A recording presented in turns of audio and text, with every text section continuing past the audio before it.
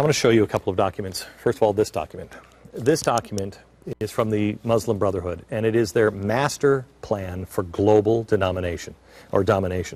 This is the way to get to a caliphate. It was confiscated in a raid that took 2 months after the 9/11. The White House requested that we go in. Swiss authorities raided the home and offices of a longtime Muslim Brotherhood envoy and international terrorism financier. His name is Yousef Nada. It's dated December 1st, 1982. It's written in Arabic. At that time, when we found this document, it became known as the Project. It is a detailed plan for Muslims to infiltrate and defeat the West. Now, you might say, well, it's old. I want to show you another document. It's this document. This is global domination, and this one is the supplement to the Project, outlining how Muslim Brotherhood will conquer North America. This is a 1991 memo that was discovered in a FBI raid in Virginia, in suburban D.C. in 2004. You haven't heard of any of these, most likely. This one was used as evidence during the Holy Land Foundation trial, which went horribly for the Muslim Brotherhood and CAIR and other unindicted co-conspirators. Now, I want to introduce one more document here to compare these two.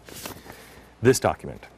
This comes from the Congressional Record. This is the 1963 Goals of the Communist Party USA. It was introduced in Congress in '63 by a Florida congressman named Albert Herlong. He was a Democrat.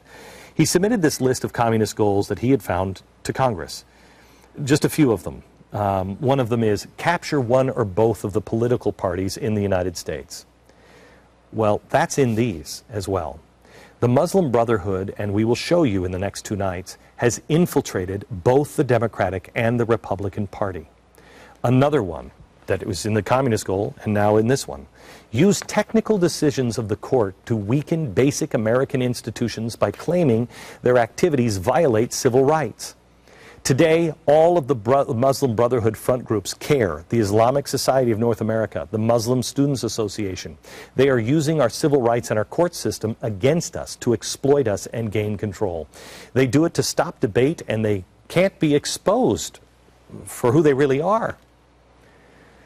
One last example, infiltrate the press. Infiltrate the press is also in the Project. It talks about how they need to gain control, how they need to infiltrate and worm their way in. We now see how radical Islam has manipulated our media. I have firsthand experience, and I will tell you that this network will come under grave attack because of this project, and so will everyone involved. The Muslim Brotherhood is currently trying to purge our libraries, purge our language. They purged the language in the FBI's terrorist training manuals and the training manuals of our military. The only people they want talking about Islam are the terrorists themselves. Right now, Egypt's president and other Muslim leaders are demanding that the UN criminalize contempt of Islam. You heard it from our president. The future must not fall in the hands of those who, what was he say, defame or defile the Prophet Muhammad. Well, that's wild language. But in the framework of the Project, you'll understand. Now, here's a step further that you probably don't know. I want to show you a Hillary Clinton video promoting efforts that would make it illegal in America and all over the globe to go after Islam. Watch. And I want to applaud the organization of the Islamic Conference for its leadership in securing the recent resolution by the United Nations Human Rights Council that takes a strong stand against discrimination and violence based upon religion or belief. That is specifically named in this document. This is to get us to not be able to say anything about Islam. She didn't say this yesterday. She said this a year ago. It's framework that has been put into place to make it global. The only thing that is missing is our Senate signature, and anybody who says the Senate won't do that, don't fool yourself. If there's a global emergency, if there is global chaos, people will cry out for the top to come down. The roadmap that is outlined in the Project is for a global caliphate. When I was on Fox, I didn't know this document existed. Very few people do. There were 80 boxes of evidence that even Congress can't get, but this government, this administration, has released evidence to the terrorists through the Muslim Brotherhood that they won't give to our own Congress. The Muslim Brotherhood's vision has been going on for centuries, and they think in terms of centuries. It is a very long-term plan. They have been working on it now since '91. We have been working on exposing it now for 8 months. When I found out about it, I was more angry at those in D.C., because when I said the Muslim Brotherhood was not a friend of ours and they wanted a caliphate, I was called insane. But when you see these documents yourself, you will see that what my gut was telling me was true. We have gathered this information so we can present it to you in a logical way without my face on it, because too many people will dismiss it. That's why it's not running at 5, it is running at 8 p.m. on this network. I want you to be able to arm your family and your friends with knowledge.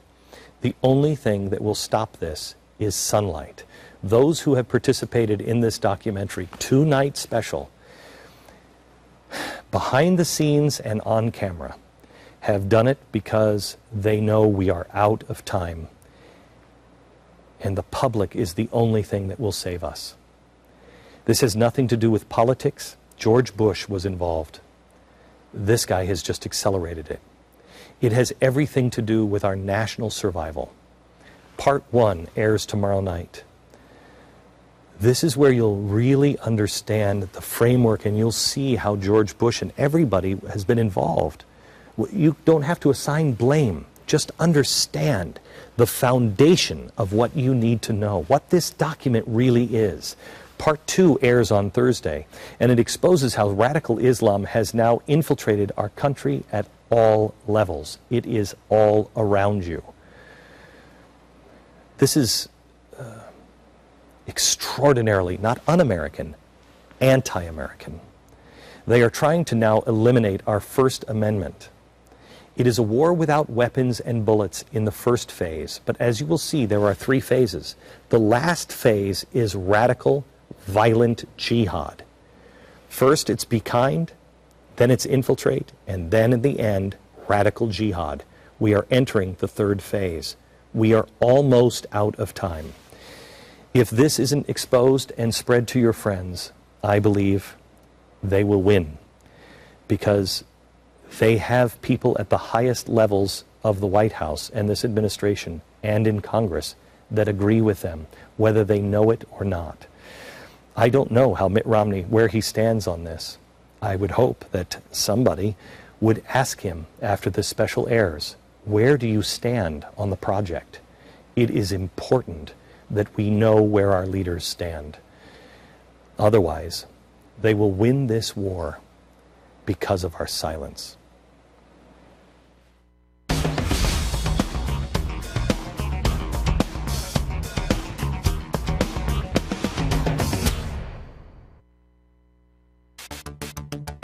It's the documentary 8 Months in the Making that will change everything you thought you knew about Islamic extremism. They use political influence operations.